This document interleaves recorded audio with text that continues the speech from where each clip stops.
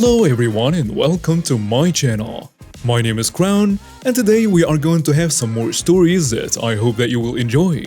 But before we start, it will be so much appreciated if you would subscribe to the channel, like the video if you enjoyed it, and maybe leave a comment down below. These simple clicks would mean a lot to the future of this channel and really reward the effort that I put in every day. And now, without further ado, let's go! First story. Supervisor scams my dad and buys a laptop. Backstory.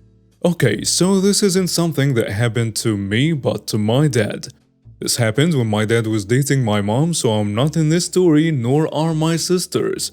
So my dad used to be a banker for a Switzerland-based bank in Dubai. The bank had events and games for their employees who had gotten the highest amounts of sales. My dad was one of them. The scam. This year, the company had arranged a trip to Las Vegas for their greatest employees, but the trip was cancelled due to problems. The company, wanting to keep up the hopes of the employees who were worthy of going for the trip, decided to hold some casino games in Dubai. In Dubai, it is illegal to gamble with real money, so the company created fake money to use instead of real money. The fake money in the end could be traded in for real money or some gifts. So my dad and his co-workers played a bunch of games, and in the end, they were pretty loaded with fake money. The supervisor knew that my dad and his co-workers had a lot of fake money. The supervisor had more, and decided to help them. Oh hey! The supervisor greeted Dad. Hello, is there something you need? Actually, I was wondering if you both, referring to my dad and the other co-worker, could give me all your fake money. Why would we do that? I don't know, maybe because I'm your supervisor? Dad, not wanting to lose his job, said, I understand that, sir, but we worked hard to get this money. Alright, look, I already have the most money out of you and your co-worker, so I thought that if we pooled in our money and won a few more games, we would have a lot. I will split the money equally after.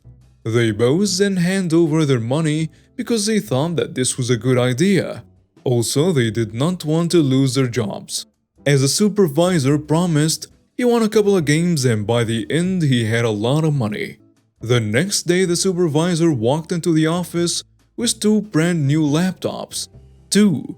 This may not seem like a lot to you rich boys, but to my dad, who worked a lot to become a banker, it seemed like a lot. Everybody congratulated the supervisor on the 2 new computers.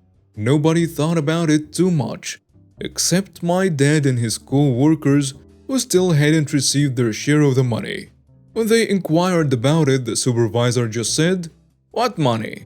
and left for his work. Now apparently my dad says that this was a good thing. Let me explain. There was another supervisor who watched the stupid supervisor take money from poor, helpless employees. Let's call this supervisor Joe.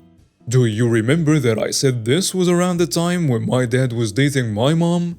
Joe was good friends with my mom's dad, my maternal grandfather. My grandfather started asking whether Dad was a good guy or not. And Joe told my grandfather that he was a kind, straightforward type of guy. All based on my dad giving the supervisor the money. So that worked out.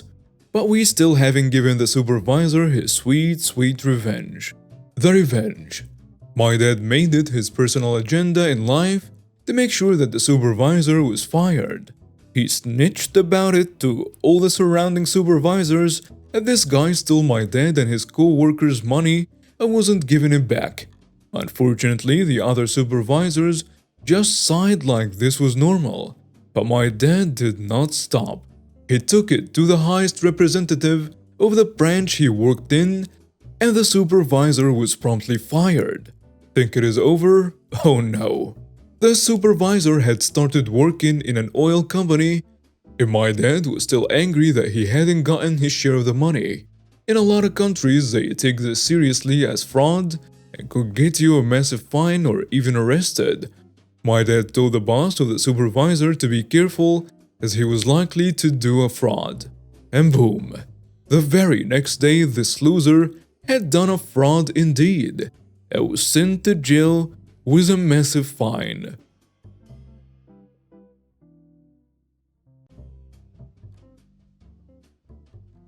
Next story. Arresting a Karen at Target. So I live in a small town in Michigan in the middle of nowhere, and our police force is very small. Currently 10 active duty officers, and I only recently started my duty as a police officer. I'm mostly stationed on the east side of the city, but I grew up on the west side. Not many people recognize me here, so I come across a lot of Karens who don't know I'm a cop when I'm off-duty / undercover. We get a lot of them near the end of the months in and around our shopping mall. So even in my off hours, I spend some time down there just in case there is an emergency. This one day I was doing some gift shopping for my friend's birthday when I heard a commotion at the front of the store. It did not seem too major, but I decided I've been shopping long enough and was curious anyway. So I made my way over to pay when I saw Karen in a heated debate with one of the young employees working there. I set myself in the checkout behind her and kept my hand near my phone in case I needed to text my on-duty friend. I don't understand how stupid you can be. Did you even graduate high school? I have these coupons that cover that and this. Also, this is 50% off. So therefore my total should be this and not that. The employee tells her, "I'm sorry ma'am, but I told you that coupon is expired. And even with those coupons that aren't expired, you cannot use two on the same purchase." I demand to see your manager. "I'm sorry, she's out at the moment. If you would like to wait for her, I can hold your items for you." This is unacceptable. I have places to be. Just give me this for free. "I'm sorry, I cannot do that."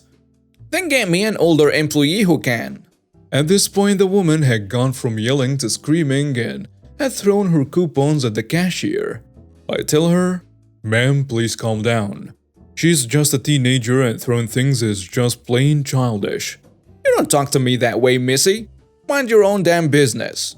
I shrugged and closed my mouth, but I told myself if she did anything more aggressive, I'd pull out my badge. They kept at this back and forth for a while, the Karen demanding the same things and the girl apologizing and repeating her answer. And when finally the woman realized she wasn't getting what she wanted, she grabbed her bags and sprinted for the door. I waited for her to cross the security rails, and as they went off, I caught up to her in a few seconds and tackled her to the ground. After reading Karen her rights, I called my buddy and he came to arrest me, getting the camera footage from the target and even bringing me down to help him fill out the paperwork. I have more Karen stories to tell, but this was the most recent. I've tackled a lot of Karens. Update on the Karen. She was charged $500 for petty theft and was banned from the store permanently. Next story. Tamper with / steal my son's medication. I will bring down your entire pharmacy. This happened in 2012. At the time, I, 38 female, my son 11 male, were on Vyvanse, an ADHD medication. I have been on this medication for maybe 2 years, not sure. Prior to that, I have been on Adderall for years, but I didn't like that I felt withdrawal symptoms at the end of each day. Switched to Vyvanse, it has worked great for me ever since. My son had only been on it at this point for at most a few weeks, so I started to notice that on certain days, it didn't feel like I had taken my pill. I was on 60 milligrams a day, my son on 20 milligrams a day. Now my son was adjusting and his behavior and focus seemed worse at times. Eventually I stopped that med cause I realized it wasn't working for him but not really relevant to this. I began thinking I was forgetting to take my pill. So I'd count the pills and sometimes it might seem like I was one short. However, I couldn't be sure as I might have filled that RX a day before I was actually out. I often asked my son how he felt taking this medication, and he felt conflicted for multiple reasons. So one day after asking this, he said today I don't feel like I'm even on the medication. I inquired deeper, and it seemed as though we were both experiencing the same thing. This mid is in capsule form, so I decided I'm going to start opening capsules to see if they are filled to the same level. Some capsules were full, some were filled halfway, and some even lower. All these variations in both our meds. So I'm confused but think okay, maybe there is a reason for this. I am not naive at all, but I'm not jumping to conclusions either. So I decided I should go to my pharmacy and ask. I get to the consultation window and the pharmacist is on the phone. I know he's a pharmacist because pharmacies have the picture of the pharmacist displayed. The pharmacy tech is next to him, presumably filling prescriptions. I don't know exactly because the first thing that grabs my attention is that the pharmacist, while on the phone, cannot stop moving. Have you ever seen a tweaker? I have. Background. Many years ago I had tried quite a few drugs. I had a colorful life, if you will. So I'm no stranger to recognizing this sort of behavior. I was instantly filled with rage. Now I know my questions are about to be very different than I had thought. I'm honestly glad he was on the phone for about 5 minutes so I could collect myself internally and think how I'd approach this situation. I'm certain at this moment he is the reason our mids vary in volume so wildly. He gets on the phone and greets me. I am not confrontational, and I certainly have never created a scene in public. I'm quite laid back, so I present both bottles of Vyvanse to him, and I explain how it felt wildly varied from day to day, to the point that some days it felt like I hadn't taken the meds at all. His response is that it's an issue to take up with the manufacturer. Now I see the pharmacy tech side eye me several times. I see her getting visibly nervous. His response further pissed me off, so I said, still remaining calm but slightly louder, that I in fact opened the capsules to check on mine and my son's current bottles.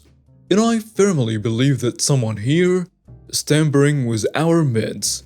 I swear the color in his face drained instantly. He couldn't make eye contact. He's still twitching and tweaking hard. The pharmacy tech also went from nervous to oh crap. I am so livid that I want to commit a felony. He says with his head hanging low, no eye contact, that I will have to call the manufacturer of this medication, and he provides me with the 800 number. I think I said something else, but I'm blind with rage at this point, so I go home. This is malicious compliance. Tell me to take it up with the manufacturer? Okay then, I will. So I have never in my life called a corporate office to complain about service or anything. Get the wrong order off Amazon? Guess I'm giving that away. Food order wrong? Well, that sucks, but I'm gonna do nothing about it. Why? I am terrible at adulting, and it's too much effort for small inconveniences. This, however, is my son's medication, also mine, but I'm not as concerned about myself. So I call this number and I'm not hopeful at all. And I figure it's 10 minutes of my time. Oh, how wrong I was, dear listeners. This phone call lasted 45 minutes to an hour. First, I quickly realized this is a CYA line of questioning. So at first I feel like this is a waste of my time, and of course pharmaceutical companies do not care. I mean, this lady is interrogating me as though I've committed murder. She's asking me many repeated questions, but worded in different ways. I explained to her I have no complaints about my medication itself. It has worked so well for me. I tell her everything I've written here but in much greater detail, and then she asks me more questions in a similar interrogation style, based specifically on my accusations against this pharmacist and tech. At some point during this, I swear I started to feel that they are taking this very seriously even though they are still covering their butt. I insisted throughout that I'm certain the pharmacist and at least that one tech were tampering with/stealing our meds. So I'm internally filled with rage for days and I obviously changed pharmacies. A couple months later, when it was time for another refill, my new pharmacy and others in my area did not have my meds available. Over the years with this particular med, there are times that pharmacies do not have it on hand. Guess which pharmacy did have it on hand? So I say screw it and hope for the best. By this time, I had stopped this med for my son as it wasn't right for him. I go to pick it up and there is a new pharmacist. In fact, the entire staff is unrecognizable.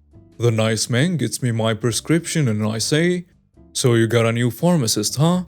He says, "Yeah. Actually, well, everyone had to be replaced cause there was some issues." I was grinning from ear to ear and I almost told him I knew exactly why, but instead I just walked away feeling so very satisfied. Obviously, I know they all lost their jobs, but I don't know what else happened. I'm sure I wasn't the only one who had their meds stolen like this, but I don't know if everyone else confronted them or cold. Judging by their reactions when I confronted them, I am certain I was the first. Does anyone know how pharmacies are investigated in a case like this? This happened in Indiana. Edit to clarify. I feel like I should add a few things that I didn't want to touch on. My body is quite accustomed to ADHD meds, so when my meds were shorted, as in milligram per day, for me it meant that it was just ineffective. For my 11-year-old son who's always been skinny and lanky, there was a profound and heartbreaking effect. Straight away, this was solved within a week after I abruptly took him off those meds. A combination of reasons. One, having his meds be different milligram every day, possibly not the right meds regardless, but these meds have to be consistent, especially for a young child who had recently started taking it. My son was a sweet-loving, affectionate boy. While this was going on, he'd go from sopping to angry to violent to feeling great and focused and doing better in school. I of course contacted his doctor, who reassured me before I knew our meds were tampered with. Then he tried to harm himself, so I immediately stopped those meds and got professional help for him. I have great guilt over this, but my now 19-year-old son is absolutely doing great, and is his sweet, loving, affectionate self, and that time is a distant memory, although still very painful. So I decided that I should include that because what those bastards did literally almost killed my son. So when I say I was filled with rage in contemplating violence toward those people, this is why. I did not want to include it cause it is so painful to relive. And now we have reached the end of today's stories. Thank you for watching and see you next time.